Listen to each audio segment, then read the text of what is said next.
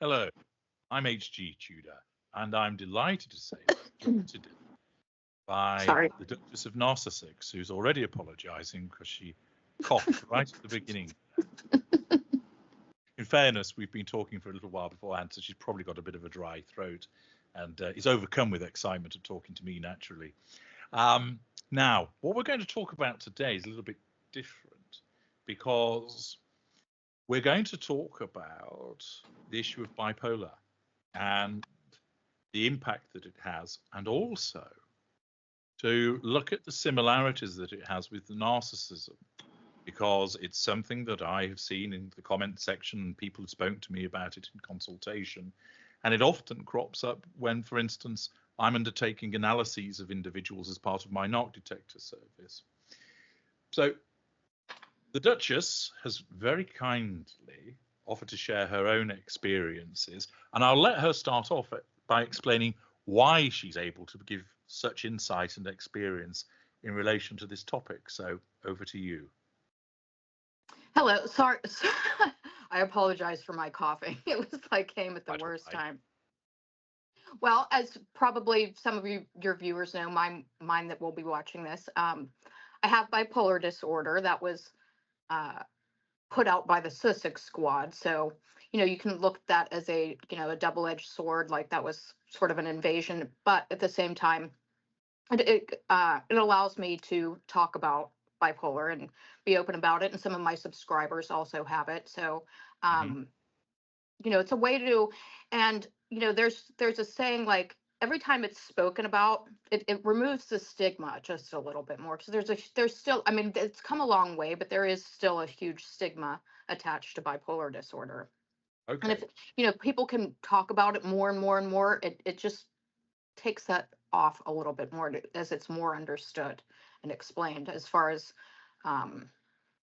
people's initial reactions. I know the initial reaction I had to somebody when they told me they had bipolar before I got my own diagnosis.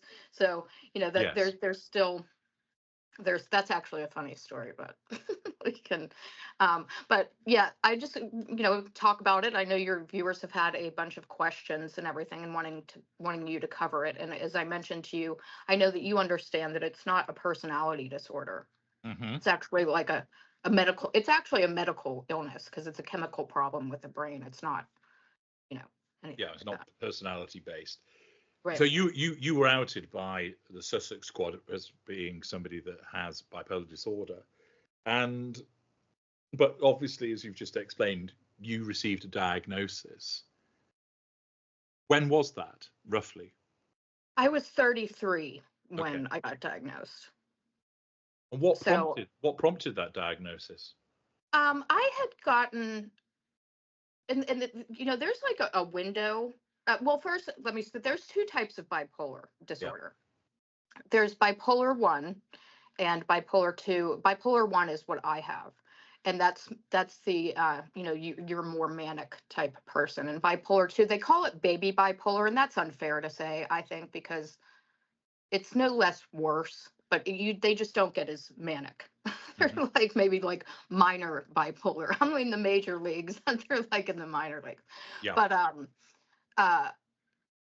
so there's usually a range of ages. You can get diagnosed with bipolar disorder at any time, but it's typically between teens to like 33-ish area.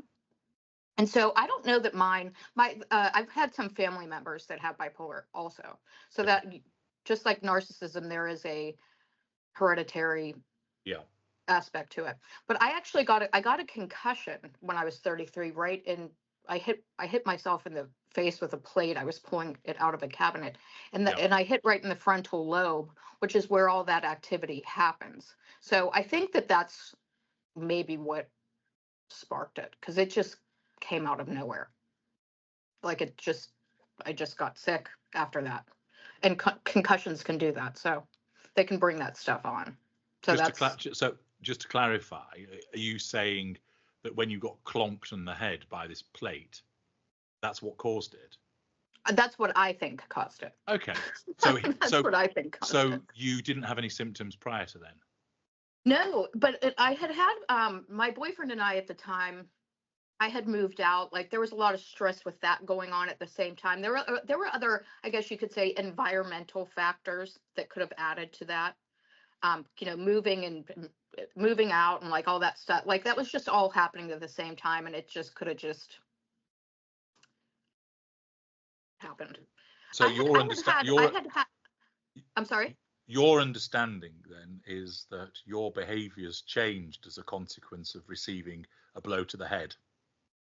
Yes. I had depression in college and anxiety issues my whole life. I had like those things. So it wasn't, I wasn't just completely, and then out of nowhere, but yeah, I was fine. And then I started feeling like a little weird, but you actually, the thing about, as far as I go, when I get manic, I get like euphoric and real, that's how people know, and happy, I'm not really the, like a happy-go-lucky person. When I start acting really happy, it's cause for concern. But I started feeling a little weird, but I started to feel like really great, like great. I was in a good mood. I was happy. Everything was going good. And, and then it just progresses. And I thought something was a little wrong though, with my thought process. I was like, but I didn't think anything of it. And then you just cross that line and you just don't know what happened. And it's not, I didn't take any drugs or anything, like, so you think that you're okay because you didn't do anything. So why would you be, me not knowing the first time, if that makes any sense. Sure. So you feel euphoric, you feel good about things. That doesn't sound like a problem. It not at first, no, but it can become very dangerous as you will get delusional. You will start to lose touch with reality, like that happens. Well, clearly for that to happen, you evidently have periods of lucidity and periods of delusion, so you have insight. Can you give me an example of when you experience delusion? You start to I'll give an example. So just like with depression, somebody can get so depressed that it becomes dangerous for them, where they may take their own lives. Like it'll get to that point. Well, that's the same with mania. Only people that are in mania don't commit suicide. Like you'll hear people like jumping off buildings. Well, they weren't. It gets to the point. The people that jumped off the buildings didn't jump off a building because they wanted to kill themselves. They thought they could fly. Sure. So you start to get from like, oh, I'm in a good mood, to where it gets dangerous. Yeah. Because you feel so good. You feel like invincible. You're not in reality. and that's where that gets dangerous. So that's the two sides of that. Have you experienced that belief that you could fly? No, I never got there. Okay. I mean, I probably could have, because but I didn't get that far. What was your delusion? You mentioned you were delusional.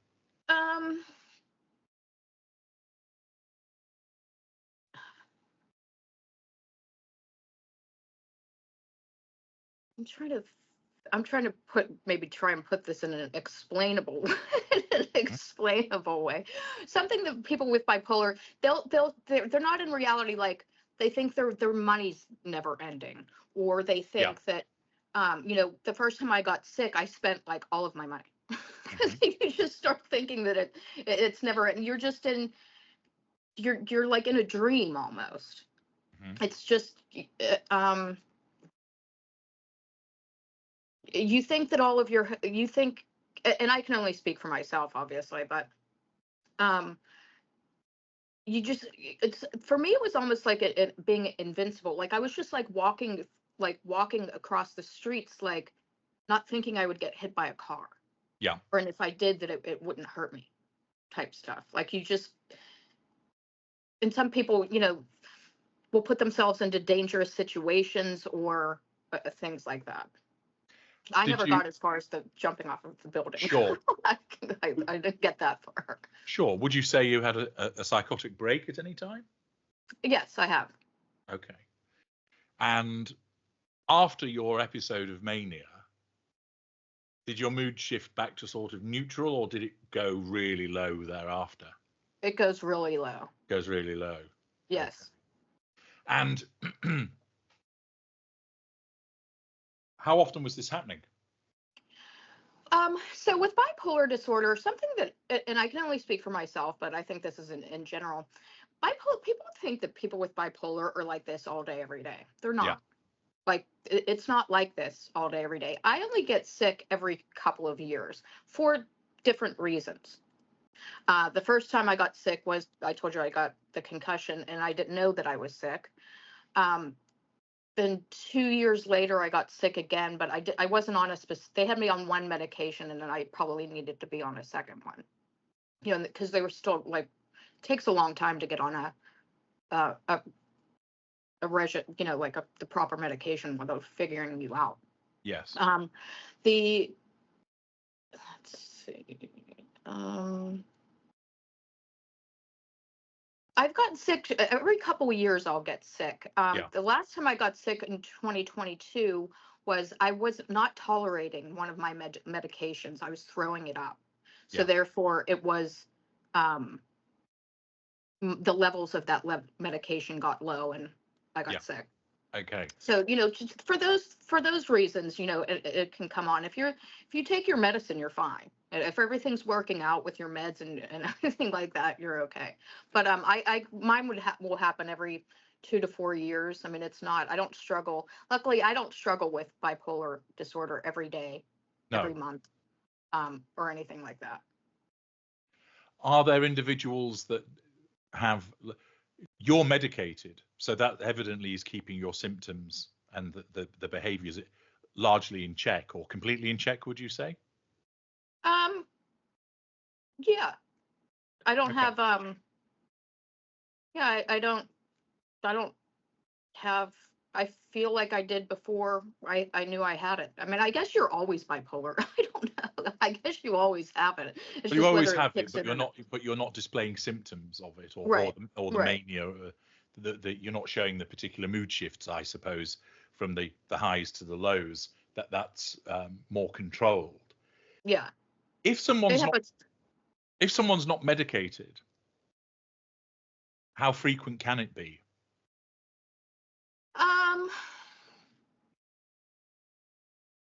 Well, so there's going to be like where it's a problem where you have to be hospitalized, or it can be a problem.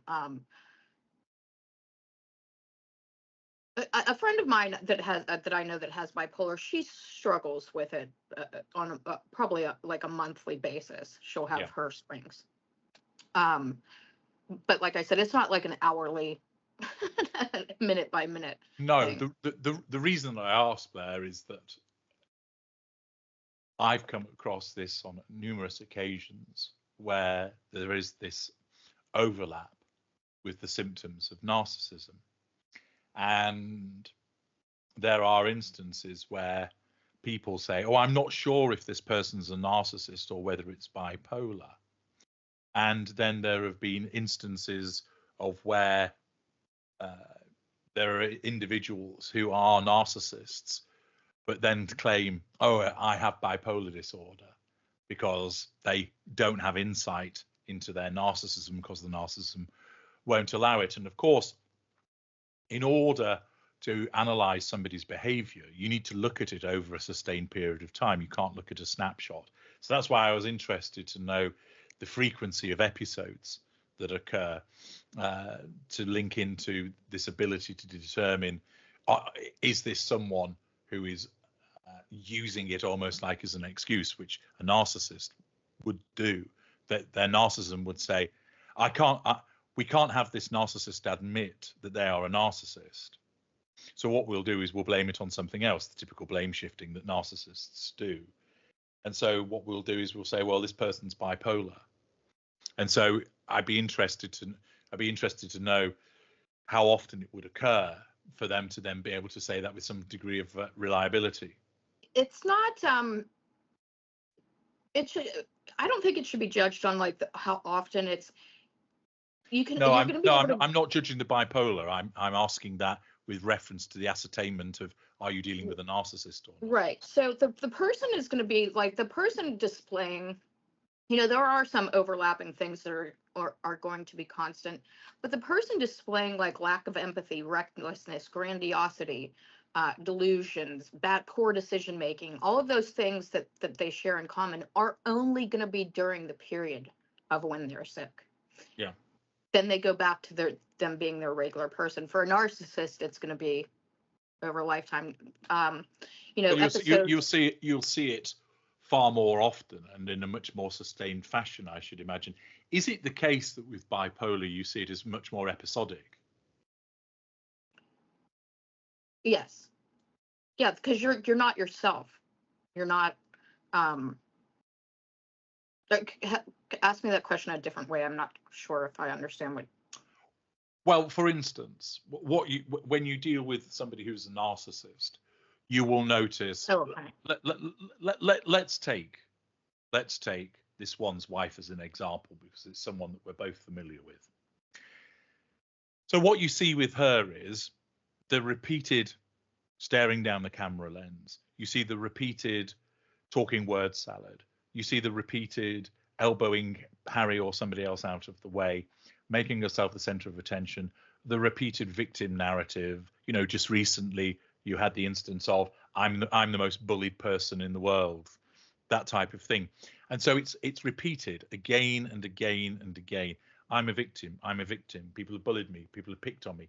Then the allegations of her being a bully in the UK, in Australia, in the United States. And as I've explained so many times about give a narcissist enough rope, you will see the behaviors keep happening. I'm thinking, although she's not bullying each and every single day, you have enough instances of it happening to say this is a fundamental part of her personality. I'm thinking, is it the case with bipolar that it is far more episodic, that you don't see it as often as you would with the way that a narcissist would behave? Yes. Yeah. Okay. So although there are similarities in the way that person might behave, with the grandiosity, with the apparent absence of emotional empathy, you're not going to see that happening as often as you would with a narcissist, and therefore that's a distinguishing factor. That's a distinguishing factor. Like an episode, whether it's depressed, typically the depressed ones, if somebody's having a depressed episode, they're not going to be doing any of those things. They're not doing anything. They can't move. They're in bed sick. So that's going to be typical, of somebody more in mania, like cheating on their wives or husbands, spending money, going out and doing stupid stuff and everything like that. That's going to last. An episode can usually last for like a week to 3 months, unless if there's not an intervention in there. But that's about the longest it'll last. It's not a lifestyle. No. And then, so if it lasts for a week, could it come back again in 2 days' time, or is that sort of, to put it crudely, out of the system for a number of weeks or months? It depends on what kind of care, what the person with bipolar does.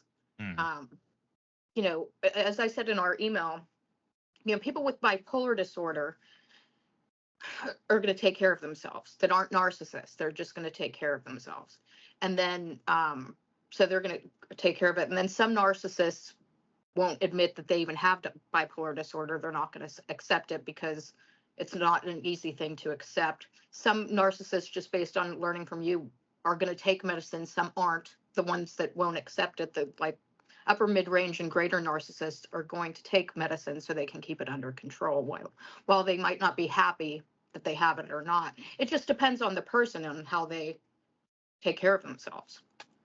Yeah, I mean, I would find, or what I have found is more often, is that where you've got an individual who's a narcissist, particularly amongst lower mid-range and middle range A and B, they are more likely to claim that their behavior is a consequence of being bipolar when they're not, because they're blame shifting. In the same way that you'll get some narcissists who will say to you, I don't know why I do what I do, it's my demons. There's a chemical imbalance in my head or whatever. And to the victim, they think, oh, they are admitting that they know that there's something wrong. Well, actually, it's a very subtle form of blame shifting. they're saying it's not me, it's the demons. And even though you think, well, the demons are part of you, in the world of the narcissist, they're not. So similarly, you will get certain narcissists that will say, oh, yeah, I know I did this, but it's because I've got bipolar, when actually they haven't. It's just a convenient excuse for them to use to Right. blame. If they're using like well, I did that because I have bipolar disorder. No, they would have to have been doing things for. It's not a one time, one off like bad thing. Yeah. It would have to be happening when they're ill. So that's to use it as an excuse. Like if I, went out and got, drunk last night and I did something stupid, I can't blame that on bipolar. I did something stupid. Yeah, but I can't. But the narcissist, when they engage in behaviors which are problematic, and then somebody seeks to hold them to account, which of course is a threat to their control, the narcissism then has to deflect from that. So the starting point, of course, is to go, I didn't do that. Denial, which is the first line of the twin lines of the narcissistic defense. But if that denial can be broken through with some evidence, for example, the fallback position is to go to and other manipulation, one of which was basically, oh, yeah, I know I've been and slept with 7 prostitutes, but I was having a manic episode because I'm bipolar. So it's trotted out as they would have to be having sex with 7 prostitutes over a period of time every day. That's out of character. That's a manic episode, not just like one time and that. That doesn't. You mentioned naturally earlier that you were outed in relation to this, so now you freely. May I ask, how did they know that about you? I mentioned this before. So when they found out who I was, I had to, and this will go back to something about bipolar and the stigma and still people's thoughts about this. I remember the first time I met somebody with bipolar, I was about 23, 25 that I remember. And I remember meeting him and he had told me that he had bipolar disorder. And my immediate reaction was, oh my God, is he going to kill me? That's what I thought, because that's what people, that's what I thought. And so when I got, because the medicine that I take can slow me down a little bit and everything, I worked at an engineering firm, and I had let the HR department know, I just let them know, and that's supposed to stay in their files or whatever. I didn't tell them on the interview because you don't want to put them in a position of, well, now we have to hire this person. They have a disability, and if we don't hire her, she can sue us. So I didn't say anything until after I got hired. Well, the owner of the company, I don't know how he saw it in my file or he got it. He had the same reaction I did as when I met that kid, and he thought that I was going to kill him. And he found out I had bipolar, and I got fired. Period. End of story. Okay. So I sued them, quite rightly. I mean, I didn't do anything. I literally didn't do anything. There were like text messages of him, she's going to kill me. And he even said to me, "You're not going to kill me, are you?" And it was just bad. So I sued them. And so that complaint is on the internet. I see. So the Sussex Squad found out your name and then basically did some Googling of you, and your litigation against your former employer came up, and in that it said that you've got bipolar. And so yes. And so yeah, they didn't like find out my medical records or anything like that. Yeah, I was just interested to know how that came into the public domain, if you will. And so you've decided, in order to try and take the power out of that piece of knowledge, to basically then say, yeah, but I admit to what I have, and now you're open about it. Yes. Yeah, it's nothing to be ashamed of. I'm not, I didn't do anything wrong. I didn't ask for it. I'm not a drug, I didn't do anything for, I mean, it is what it is. So. Sure. Given the disclosure, you obviously told me about it. You've told your viewers about it. Do you disclose to everybody now? Not the guy you buy a hot dog off, but for instance, if let's say for instance, you were entering into an intimate relationship, would you disclose it? Yes. Okay. You have to. It's not something that you would say on a, and this is another differentiation you could make if you're in the dating scene and you're, talking to a narcissist or a non-narcissist. uh it's not something I would disclose on the first date, but people don't disclose that a lot of stuff about themselves on a Of first date. course. Yeah. But it's better to do it sooner than later. It's the right thing to do. And it's the right thing to do, and why waste each other's time if it's going to be an issue? Have you disclosed it since to new employers? New employers? Mm. Oh, I haven't had to. No, I haven't had to since then. You haven't had to. Okay. Yeah. So and then that's how you'll tell a difference. Some narcissists, I believe, wouldn't tell anybody, aren't going to tell people that they have bipolar disorder. They're just not going to. Mm-hmm. And then some, if you would meet somebody out on a first date, a second date, and they're advertising, oh, I have bipolar disorder. It's, because it's while it still has a stigma, it is being glamorized in places. Oh, I'm so bipolar. I have bipolar. Oh, I'm bipolar. Everybody wants to be edgy, and there's the saying, bipolar is the new black, and like things like that. So if somebody's going around flaunting that they have bipolar disorder to maybe try and make themselves seem more interesting or whatever, that's a huge red flag.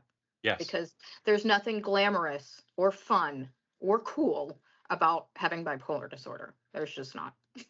There just isn't. So no, if somebody, I agree. I would see that narcissists would either use it as a badge of honor in the way that you've just described there, to say, oh, you'll have to excuse me, I'm having an episode, I'm bipolar, because it makes them sound special and interesting. There's a little bit edgy because of it. Or that, as I mentioned earlier on, that when they're challenged about their behavior, it's rolled out as a convenient excuse, even though they don't have it. I think many narcissists, although I understand that the conditions can be comorbid, that you could have a narcissist that is also somebody that has bipolar disorder, I think more often you're likely to find that an individual is a narcissist and then claims that they have bipolar just by virtue of an excuse. I doubt very much that many narcissists would actually bother to go and get a diagnosis, because they think to themselves, nothing wrong with me. Why do I need to go and get a diagnosis? So I think some are forced to get diagnosed. Like I was forced to get one because I got sick. Like it's not something that's gonna come out. When you say you were forced, what do you mean? Well, I got sick, so there was something wrong with me. I mean, you don't go, if you go to the doctor, a doctor's not going to say, hey, I think you have bipolar disorder, when you're just being regular. Did you voluntarily go to see a doctor and say, there's something wrong with me? What is it? My family had said there's something wrong. So okay. Then I went. Okay. They had said that there was something wrong. And the biggest red flag was I was in a good mood and loved everybody. Whereas they thought, what's wrong with her? Normally she's such a miserable sod. Normally she's so cantankerous. I see. Yeah. But you see, again, a narcissist is unlikely to go along and say, oh, yeah, there's something wrong with me. They're more likely to suggest, no, I'm absolutely fine. You're making it up. You're trying to suggest there's something wrong with me when there isn't. And every time I get unwell, I drop weight really fast. Like I've lost like 20 pounds in a couple of days. I mean, that's how fast your brain is like. Why are you losing the weight? Because your brain, I think like the height of an episode, your brain can be burning just in and of itself, not even your physical, like 5,000 to 7,000 calories a day. Just your brain activity. That's how wired it can get. I mean, I understand that the brain uses the most calories of anything, but it's that high, is it? Yeah, and and another thing, outside of the behavior, people spending their money doing reckless things or whatever, outside of that, they also don't want you to continue to get sick, because it can damage your brain. Your brain burns out. Like, it's like not good to get sick like that all the time. Like that's another concern. It's that high of brain activity will burn your brain out. Yeah. So, have you? I mean, in terms of the symptoms, you've talked about, there's like the manic episodes. So when that happens for you, you feel energized, you're in a good mood. Energized, good mood, won't sleep for days. It's and the hardest thing to get people when they're manic to get help or whatever is because they'll say there's something wrong with you, but you feel so good and you're like, well, what could be wrong with me? I feel great. It's like, honestly, the feeling is like the best drug that anybody, what the human brain can make is the best drug than anything. Do you feel powerful? Yeah, you feel, because you feel so good physically and mentally. You feel like you're on top of that the world is your oyster, that everything that you're, you know, you feel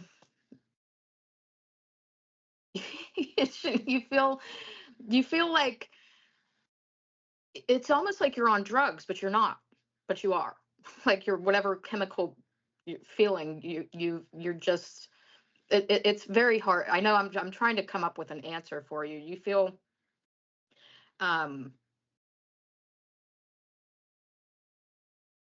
feel incredible, and then it starts to take a scarier turn. That's when it starts to get where you start feeling like people will. So you go from feeling so great and wonderful and everything's great, and you think like, wow, I'm looking good, everything's good, everything, like music sounds better, food tastes, well, you don't really eat either, but music sounds better, everything's brighter, you're a lot more optimistic, everything's great, and then it starts to take a scarier turn. And then you start thinking people are following you, and then things start to get very scary. When it's hard to explain. I'm sorry. I'm doing the best I can. When you have these manic episodes and you say you feel powerful, you feel energized, what's your view of people when you're having these episodes? Before I answer that, so and then I'll get real artistic also. Like I'll start buying canvases and painting and doing all of these things, and I'm usually always dressed in black. When I start wearing like bright color, I'll start wearing like bright colors, like neon colors, and my makeup will be much heavier and things like that. You don't. When I say what's my view of people? I'm not a big fan of people. They don't annoy. It's not that I become more of a fan of people. I don't get as annoyed with them. I don't see. I don't. I'm in too good of a mood for have them ruin my mood. I wake up in the morning after 10 minutes of looking on my phone at people or something, I'm already like irritated. When you're in an episode, do you know you're in an episode, or do you only know afterwards? The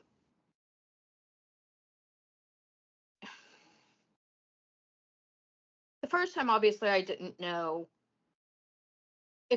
When it happens again, and it happens while I'm not like in reality, if you will, but I'll be in my reality. It's a reinforcement of what I had thought before. It's like, I knew it. Like it becomes reality. Like, see, this is real. Mm-hmm.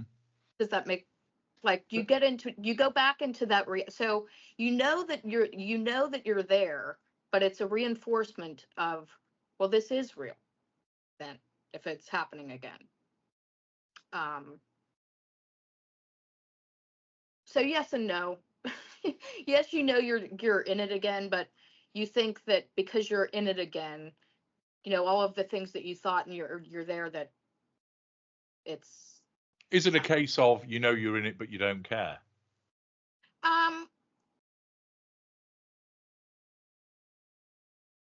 Well, no, yeah, I don't mind when I'm having. I always have fun. Yeah. I have like nobody else likes it, but or like my family will be like, oh God, but like I feel great. It's the only time where like I feel great, and then you start to feel great, and then when somebody will say to you, I think you're getting sick again, it's like, oh, I don't get that. like, it's a shame that, like, when I feel good or I feel great, it means I'm ill. And it's sad. It's like, oh, they're going to take this away from me. So when you're not having an episode, you talk about, you're feeling great and you're feeling really happy. I mean, you're not having an episode now. Your countenance now is not one of dejection or misery. So presumably you do experience feeling happy outside of these episodes. It's just less intense. I wouldn't say that I'm not happy because the bipolar. I'm just more of like a cynical, negative person. Anyway, I've been like that my whole life. I don't. I get disgusted with a lot of things that I see. I'm not like a happy-go-lucky personality type person, but I've always been like that. When I say like happy, I mean like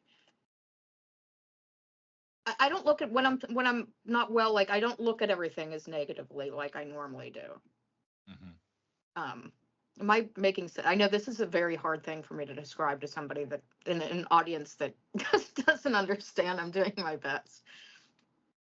You're a YouTuber. Have you ever broadcast when you've had an episode? There was, I've been on camera when I wasn't, I don't want to say I was having an episode. I had been in the hospital. This was 2 summers ago. I was out of the hospital. And when you're out of the hospital, you think you're okay. And you're not. You just don't need that care anymore. Yeah. It doesn't mean that you're okay. And I probably got on camera a little too early, but that's okay. I see. My thinking, like I was, I was working through things and thinking through things. I was thinking aloud, like a whole thought process, and I was talking about my thought process that was out there, but it came back around. But I wasn't well. But it takes a while to. I got out of the hospital. It takes probably still like a month. It takes a while, depending on how long you're sick, is how long it takes to bring you down. Okay. So far, but yeah, I wasn't. I can't say I was at the height of mania when I, was on camera, but I was still not well. Okay. So you've mentioned you feel powerful. You dress in brighter colors. You're arty. Very arty. You have the desire to paint. Mm-hmm. Paint and classical, like oil painting and classical music is like okay. Thing. You don't sleep, or have less sleep. And what about intimacy? Does it make you more amorous or less amorous? People will get people in manic episodes can be hypersexual. I mean, sure. that's part of it. Every time I've been sick, I can't say that I wouldn't not go out and do things. I don't like germs a lot, so I never was one to go around and start sleeping with people like that. Okay. It doesn't matter how horny I was or turned on I was. That germaphobe part of me is still not. The barrier. That's still ultimate contraceptive.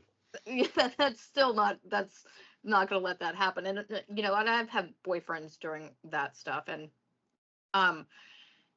I don't go around when I get sick. I don't go around and like socialize all that much. Like I don't. I'll go out and everything, but I won't go out to bars and like sit there and have drinks and stuff and like be all over the place with everybody. I'm just in my own little world. So, but yeah, people get hyper. That's when people will go and have affairs or get 7 prostitutes. Excuse me. Do things with people they wouldn't normally do things with, and things like that. So yeah, that's when that happens, and that will go away when they're not sick anymore. So that's just during a time. So a narcissist who's not sick or whatever, just did one here and there, you're not going to just sleep with somebody one night or do something crazy like that, and it's bipolar. Whether you're bipolar or not, like I couldn't get away with that now. If I had told my boyfriend and said, "Oh, I slept with somebody," but I have bipolar. That's not going to work. Even I have bipolar, and it's not going to work. Yeah, I'm not clinical at the moment. So. What of your behaviors are more impulsive when you're sick, when you're having an episode? Maybe you don't. I don't. The first time when I get sick, like, you still have your wits about you. Yeah. You're not, like, I still know how to drive a car. I still know how to, function. The first time I got sick, like I said, I spent all my money. I didn't know what was going on. I didn't know what was happening. I mean, it was just like, it was what it was. But each time I get sick, the more and more like refined it is, I guess, because, after that first time of like spending all of my money, I don't do that anymore. Like, I just, like, I learned from that one. Yeah. I don't, because you just, I guess it's just more. So would you say that you have a degree of control? Yes. Yeah. It's really your thoughts that you can't control, or your thoughts, you're just thinking is out there, and you feel so good, and feeling so good is a drug in itself. When you feel good, everything's good. Do you experience racing thoughts? Yes. Racing thoughts, not when I'm not sick, though. No. Yeah, there is a sense of you're still like, like I said, me being afraid of people and their dirty germs doesn't go away when I'm manic.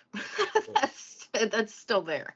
So certain aspects of you are retained, notwithstanding these changes in behavior.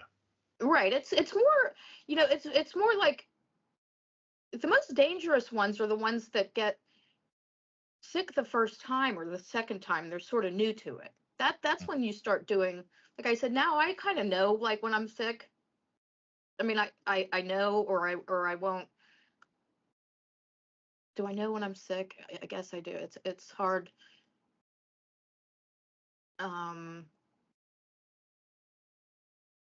You just, the ones that are new to it make the biggest mistakes, I would think. You get like toned down because you learn from those mistakes. That's what I guess that's the point I'm trying to make. Like, I spent a ton of money. I'm not doing that again. No matter, even if I'm like not manic and I have $8 trillion in the bank, I'll still never go out and blow money ever again. I learned from that. Yes. I learned. So, like, people might, somebody could, during a manic episode, could have slept with 10 people and gotten something or gotten pregnant. They might not do that again next time because they learned from it. Okay. You're still have your wits about you. Okay. Have you ever been accused of being a narcissist?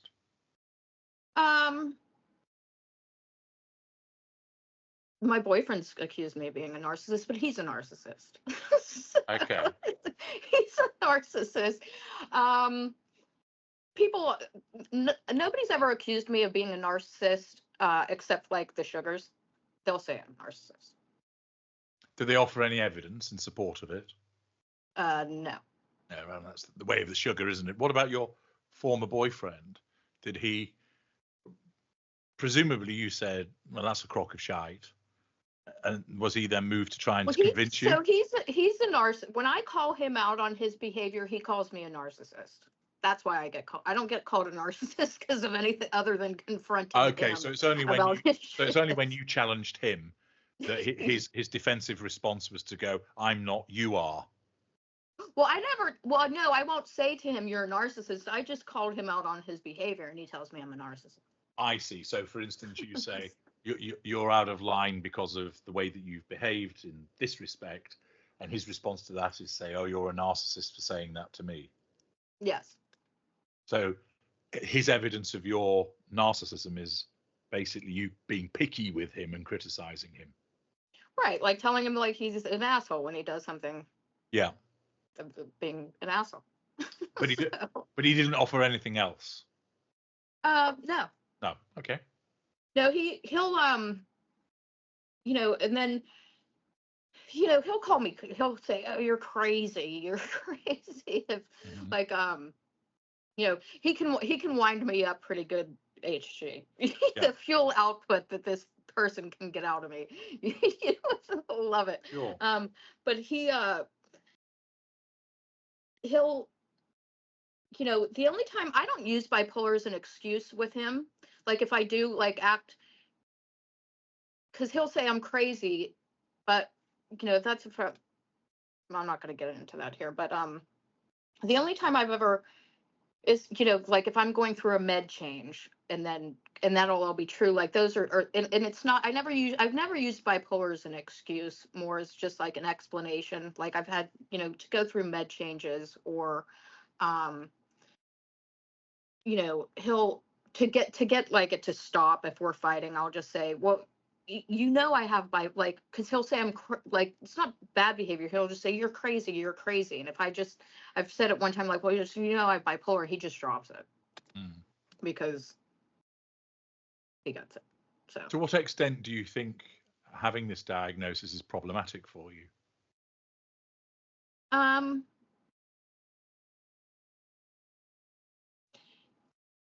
The condition in and of itself isn't a problem so much as the medication causes the problems. I see. I'm not side effects from it. The side effects from it. It slows you down. It's the biggest problem I have. I don't care that I have bipolar disorder. I mean, I really don't. It was hard to accept. But I've gotten over that. It's been long enough that I've gotten over that. Yes. So that was the biggest problem, was the acceptance, because it's not easy. What did you struggle? What did you struggle with? What in when you were given that diagnosis? Was it a case of no, that isn't me, I don't recognize that, or no, it can't be that. It's I struggled with what everybody else thinks of bipolar, because I know what I like. As I said with that kid. So you saw it as stigmatic. I saw it as stigmatic, and that's what I struggled with. And I'm like, no one's ever going to like me ever again. Like, nobody's going to want me anymore, and things like that. And I remember telling my therapist, because I had to go through a lot of therapy when at first, because there's a lot, like it was. And I said, I have the absolute worst thing in the entire world. And she said, no, you don't. She said, they can fix you. You don't have a personality disorder. They can fix you. So that's what she said. But I suppose from the perspective of other people, let's say you're having a manic episode. So you've freely admitted that you're actually, in a sense, a nicer person when you're having an episode. You say you're happier, okay? And for some people, they get hypersexualized. So what person's going to complain about that if they're getting their brains bonked out by a person having a manic episode? What's the complain about? And if you're spending lots of your money but nobody else's money, and perhaps you're spending it on other people, so what's stigmatic about it? I know you thought that when you learned that other person, you thought, oh, am I going to be killed because they're bipolar? Is this person going to kill me? But there's nothing really about their behavior that suggests that that's anything that they'd ever do. No, it's well, every time you hear like a school shooter, every time there's like a school shooter on, it's like, wait for it. They'll say they had bipolar, and it's like, you just always, that's what you, and this was back in like 2005. Things are a lot more different now. Yeah.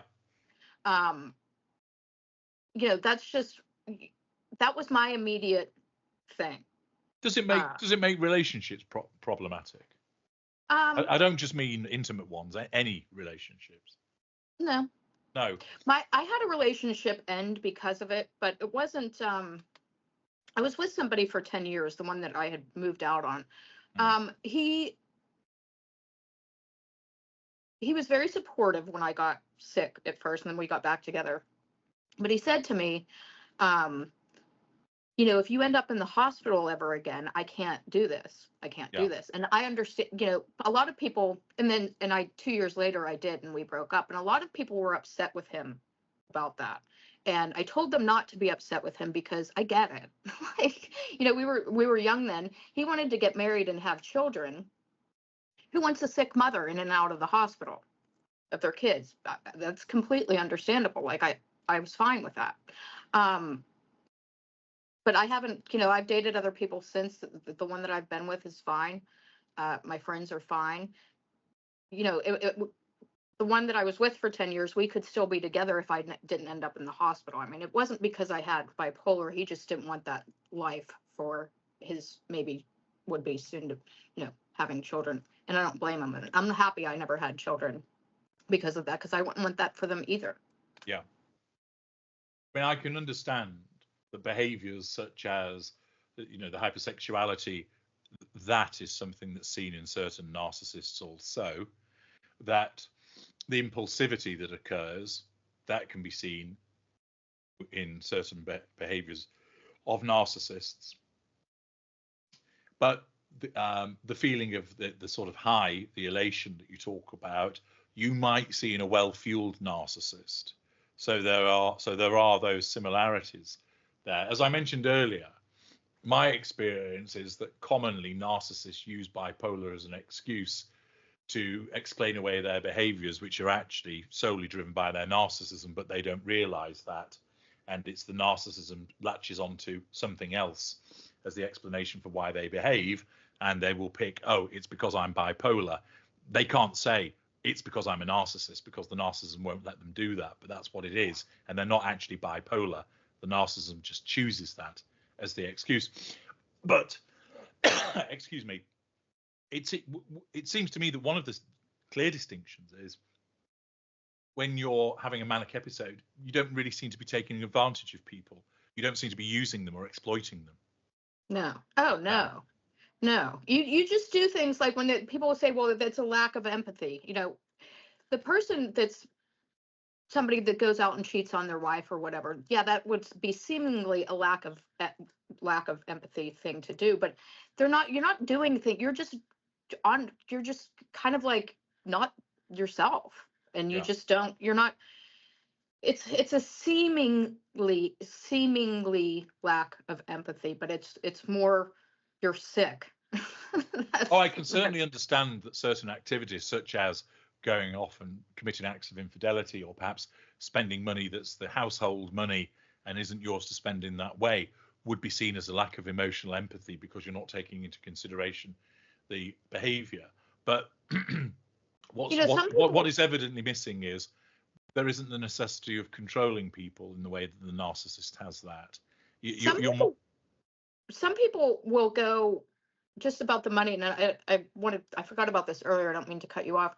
A lot of people with the spending of the money, they think that they're like, and I've met a lot of people in the hospital like this, that somehow they're going to come into money, or they actually have money. A common theme with people in manic episodes, men and women, a lot of times women will think that they're the Queen of England. I don't know why. I don't know. And just like Britney Spears when she got sick, and they think that they're somehow like that they're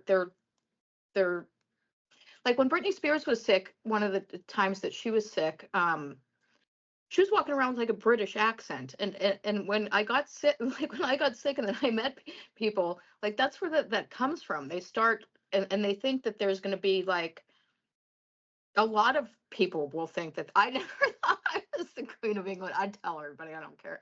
But there are a lot of people that think that. And after I got sick and I sort of realized that Britney was doing that, I know that's where her head was. Like I know.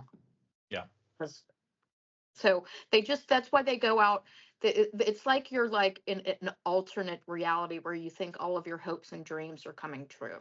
I think, and your brain sort of maybe convinces you that you're richer than you are, or everything's so great and wonderful, you're going to get a better job. It's almost like you're like being lied to, but you're not being lied to. You're in a fantasy land. That's what it is. You're in a fantasy land. Total fantasy.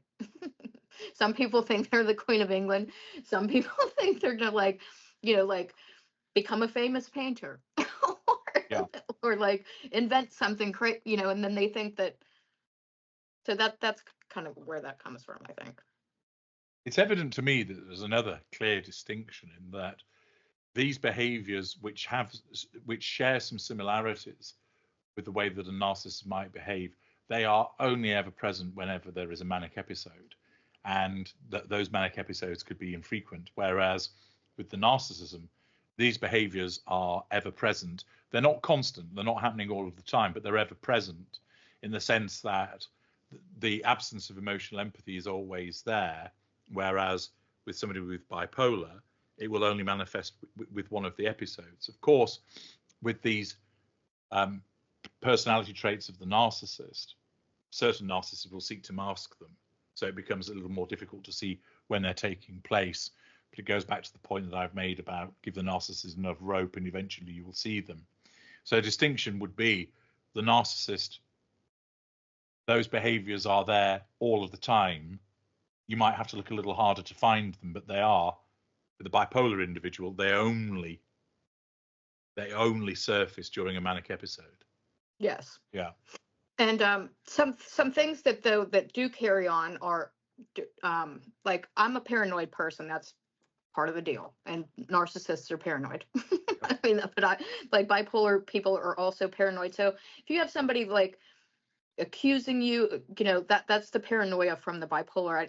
That's just, you know, even though like I'm non-symptomatic and not manic, doesn't mean that it's still not going on there. So you do have some things, and interrupting people is a big one. But that's also because you'll talk about how narcissists interrupt people all the time. With bipolar, there's a lot of comorbid things going on there also, and ADHD or ADD is one of them, and that's what we do. And that's another symptom of, you know, if somebody interrupts somebody, that doesn't necessarily mean they're a narcissist. If they have ADD or bipolar or things like that. It is an indicator that where somebody interrupts, that's a lack of boundary recognition and a sense of entitlement. But if they don't do anything other than that interruption, you can't say that they're a narcissist. And they may just interrupt because they want to share their thoughts with you. They're excited. Or it might be that they're a serial interrupter because of some other condition.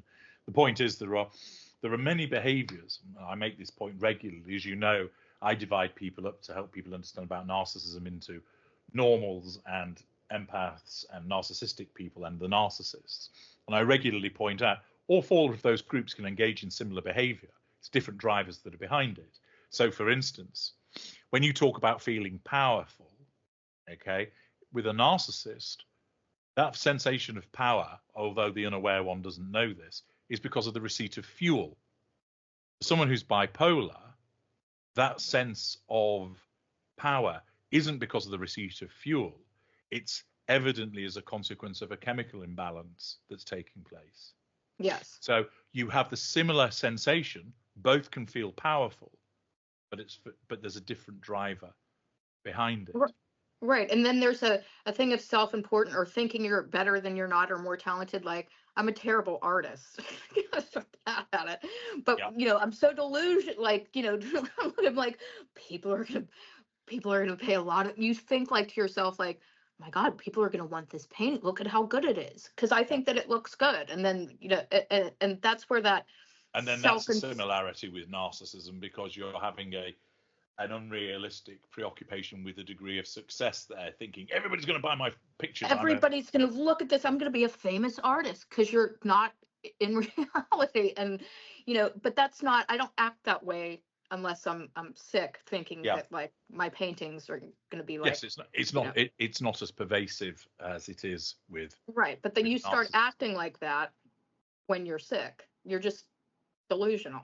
What about like a narcissist? What about losing your temper when you're having an episode? Does that happen? I don't.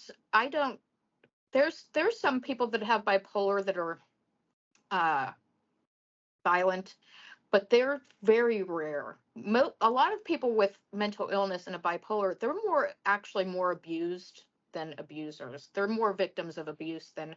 I get in a good mood. Like, I'm in such a good mood and happy-go-lucky and feel so good. Like, I'm not. I don't like break things. I don't hit anybody. Like, that's not, but it does happen to people. That can happen to people. There are some violent types, but I've never been. I'm in too good. Sorry. I'm in too good of a mood for that. Yeah. I understand. So I think in summary, it's evidently the case that there are some similarities between aspects of behavior, bipolar and narcissism, but there are substantial differences. For instance, bipolar person doesn't have this need for control. They don't need fuel. They don't exhibit fury in the way that a narcissist does. They're not exploitative in the way that a narcissist is. They don't. It seems to me that whilst you have a delusion, it's not necessarily the same level of thinking everything revolves around you in the way that the narcissist does. No, there's no you no, not with me anyway. Yeah. There are but some no, behaviors. your standard bipolar, like I said, you start to just, you're in your own little world. I mean, you're in your own little world that revolves around you, but the world doesn't. You don't think that the world revolves around you, other than everybody gonna think that you're the greatest painter to hit the earth. Yeah. But no, it's you're not. We really hurt ourselves the most, and even if that's like, cheating on the wife, that's still like self-destructive behavior. I never hurt anybody when I got sick. I never. Yeah. And of course, one of the biggest differences is that bipolar can be treated, whereas narcissism can't. So there's a substantial difference there. Well, Blair, thank you very much for sharing your experiences, and I appreciate much of that. It's very personal to you, so I appreciate you going into the detail that you did in order to try and help people to understand a little bit more what it's like to be somebody that is bipolar. And I would expect that people have seen some of the instances of where there are differences in relation to narcissism, but also why people do see certain similar instances that occur. But to reinforce again, it's often the case that narcissists claim to have bipolar when they don't. It's just trotted out as an excuse. But I'm sorry, go ahead. Just for your viewers, the biggest way to know, like, if there's a narcissist like using it or whatever, is how they talk about it. Like a narcissist with bipolar using it as an excuse, like anybody that has a bipolar that's a narcissist or not narcissist, is not going to talk about it like in a, oh, it's the bipolar or it. No, it's not. And I'm making jokes about me being painting, but it's not funny. Like it's all about the, if you're wondering if somebody's using it, it's how anybody with bipolar disorder, narcissist or not, is not going to flagrantly